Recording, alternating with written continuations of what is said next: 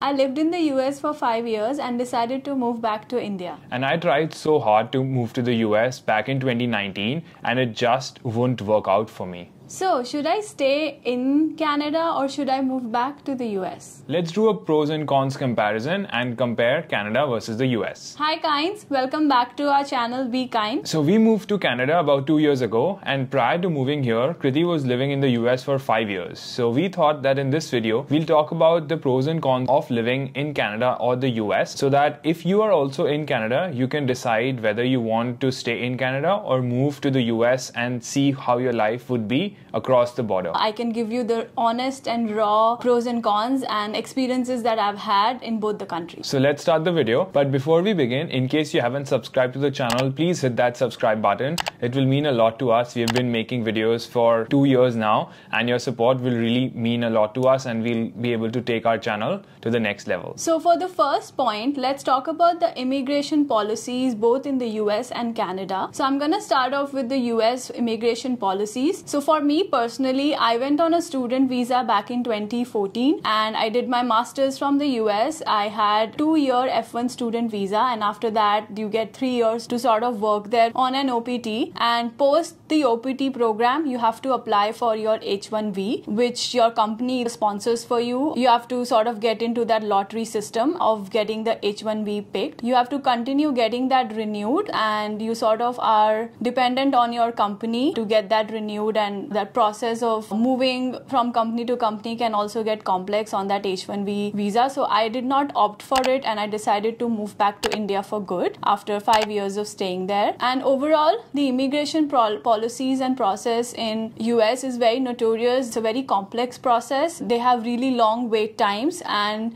the journey to get the green card also is very, very complex. And even after you get your H1B visa, once you are in the wait list for green card, even then it can take 20 to 25 years as well. I remember I went to my company headquarters in the US and I met few people at the lunch cafeteria, and they had said that they would get their green card after they were retired. So they were ready to kind of just be in a job for their whole life so that they could get tied to their green card, because you can't leave your job and pursue anything else. Canada, on the other hand, offers a streamlined process for immigration, which is merit based. It's a point based system, so you get PR based on your points relative to your education and work experience. And once you get your PR, then you are free to kind of leave your job and pursue your passion or switch between jobs or do something else. So that's why immigration in Canada has been much easier than in the US. In the recent times, however, we have seen a lot of news that the government of Canada has issued on curbing down this immigration. So if you're planning to come to either of these countries, do a thorough research, because there has been a lot of changes recently. But overall, immigrating to Canada has been much easier than doing it to the US. And if you're a Canadian citizen, you also have an option of going to the US on a TN visa. If you want us to make a detailed video on the process from moving from Canada to US as a citizen, please let us know in the comment section and we'll make a detailed video. Another thing related to immigration is that welcoming your parents, whether it be on a super visa or sponsoring PRs for your parents or grandparents, is still easier in Canada than in the US. I know even in Canada it takes a long time to get your parents here on PR, but still people who have moved to Canada a long time back have been able to do that. But in the US it's almost impossible to sponsor your parents and grandparents as PR. So definitely another point to support the Canadian immigration system. The point for immigration goes to Canada. Yeah, Canada wins on the pros here. So the second point that we would like to talk about is the job market. So while you are well aware that USA is a major country, it has a population of over 400 million, while in Canada it's almost 40 million.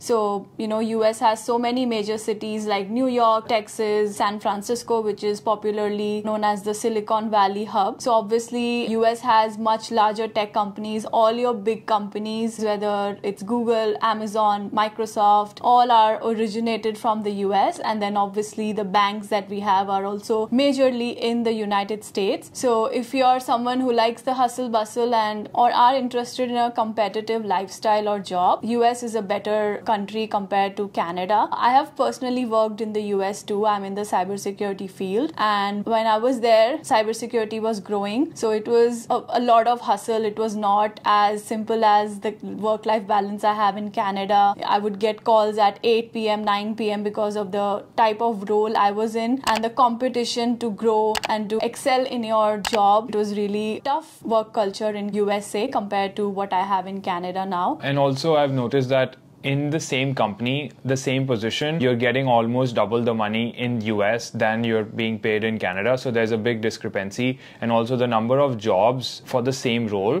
would be less in Canada compared to the US. There are different jobs for different regions in US, whereas in Canada, one person might be handling the entire country. So that's the difference between US and Canada. And definitely the point for a competitive and better paying job market goes to the US. The pro goes to the United States. I think Canada is more focused on a regular, good, stable work-life balance, and that's why there is not so much competition here. So the third point we want to talk about is safety and cultural integration. So as you're aware, Canada is known as the land of immigrants. Anywhere you go, you will find people from different nationalities and cultural backgrounds living together in Canada, and that's the way it has been always. So you won't feel alienated and you won't feel that you're in a minority. Even on our work calls, we have people from the Philippines, Africa, Asia, China, India, all of them working together. So you feel that you have a big community of multiple people that have come and made Canada their home. And also a lot of Indians are living here. So we kind of feel that there is an ecosystem that we are a part of. There are a lot of festivals that are celebrated here, a lot of temples that we have that we can go to and continue to follow our religious traditions. And also we have Kriti's parents recently visiting us, and they also feel at home here. They are able to go out freely, meet people from a very similar age group within the community that we are living in. So it definitely feels like we are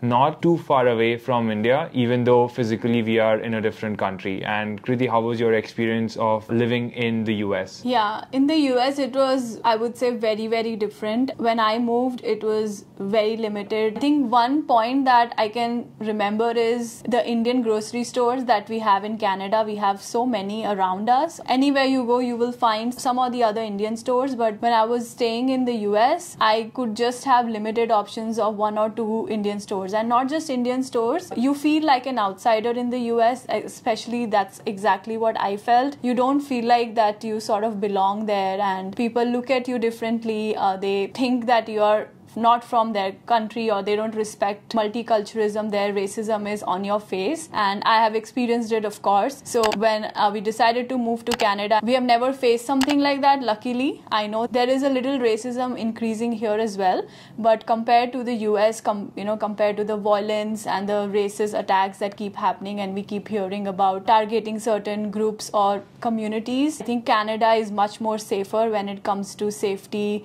in regards to racism and just living here. Canada sort of wins here when it comes to much more safer environment. Many of you know that I invested in a commercial property back in India, and it has already shown promising returns. Since then, many of you have reached out to me to understand how to really invest in the real estate market. Here in Canada, real estate has been one of the strongest investment drivers, especially now driven by recovery and the population growth fueled by immigration. But let's face it, buying a real estate property is not for everyone, especially if you're just starting your career and don't have enough savings to buy a property outright. That's where real estate investment trusts, or REITs, come into the picture, and there's no better way to start than with Moomoo. REITs are a lot like stocks, but instead of owning a company like Google, you own a piece of a firm that manages or finances income generating properties. This means that you can earn a steady income like rent, and since REITs are required to distribute most of their earnings through dividends, they offer a steady and stable source of return for your investment. With Moomoo, you can invest in REITs with a few simple taps on your phone, no massive down payment or mortgage headaches required. But here's what I love the most about Moomoo. It's not just about REITs. Moomoo offers a cash plus program through which you can park your funds and generate an attractive attractive 6% annual interest rate. Instead of letting your funds sit idle in a checking account earning almost nothing, park them in your Moomoo account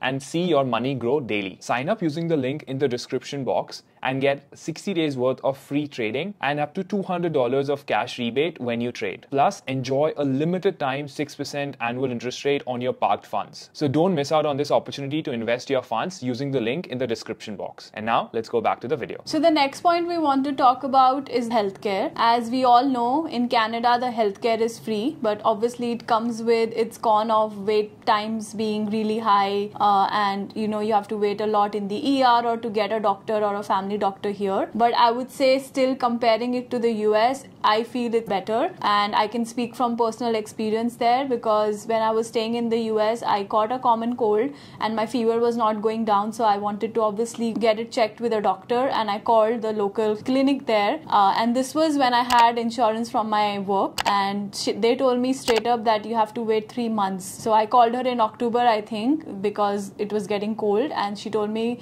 why don't you come back in January? That's when the doctor is sort of available. And I'm like, I have the cold now, I need to sort of get it checked. So luckily something worked out through a friend. She referred me to her family doctor or a doctor. I got myself checked, but I still remember that getting a consultation talk or just to speak to a doctor there to figure out what's happening, she charged me $300, and this was on top of the insurance I obviously had. And then she prescribed me a medicine, so I thought obviously that's going to be included because I'm insured from my work. And when I went there to get the medicine, you won't even guess how much it was for. It was like, even the pharmacist there was shocked. She's like, are you sure you want to buy this? I'm like, why are you saying that? I have the card and I'm fully covered. She said this medicine is for $5,000, and I'm like, that's not even my rent. Like, are you crazy? How can I pay so much?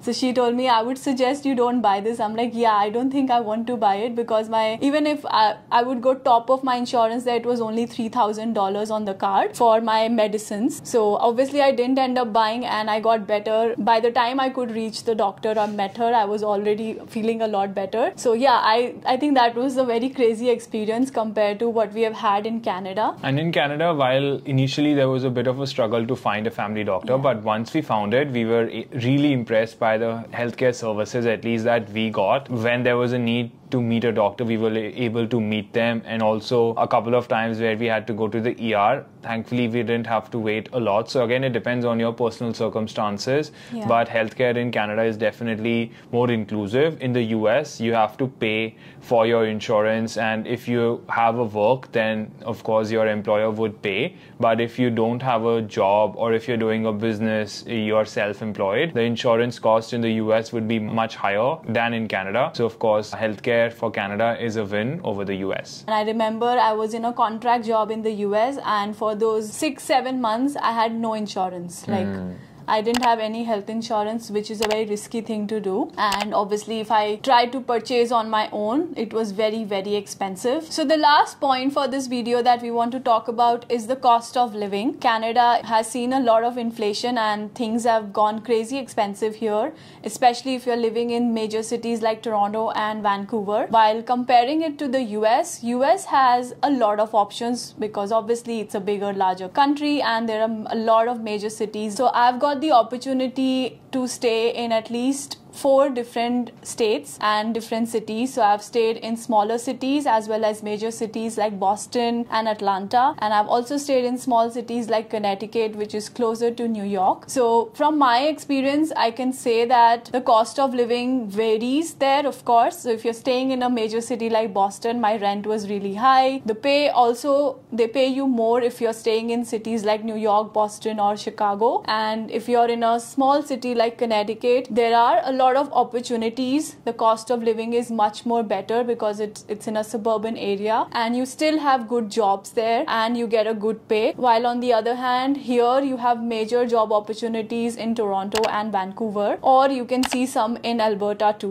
But if you move to much smaller cities, if I compare it with Newfoundland or Manitoba to United States, Connecticut or Augusta, Georgia, those are smaller cities. I can easily say that you will have a better cost of of living in United States, while in Canada it's not a guarantee that you will be able to secure a job because those are not as developed as those little small towns in the United States. You are able to save much more in the US because your salary is higher and the population is spread out in different cities rather than being consolidated in only 2 or 3 cities of the entire country. So that's why cost of living perspective, US is much better. So this was the end of this video, but Kriti has spent 5 years in the US and definitely there's a lot more that we can talk to you about. So in case there are any specific questions that you have, or if you want us to go in any specific topic in detail, please write it in the comments and we'll definitely make more videos on it. But yeah, that was the end of this video. If you haven't subscribed, please hit the subscribe button so that you are made aware of future videos that we make. So this is us signing off for this one. Thank you and bye-bye.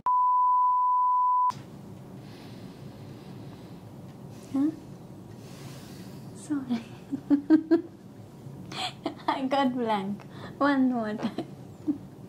Tell fast now. I lived in the US for 5 years and I decided to move back to India. Okay. So Shrey, what do you think? Should I? नहीं, कैमरे में देख के बोल. अरे यार. हाँ.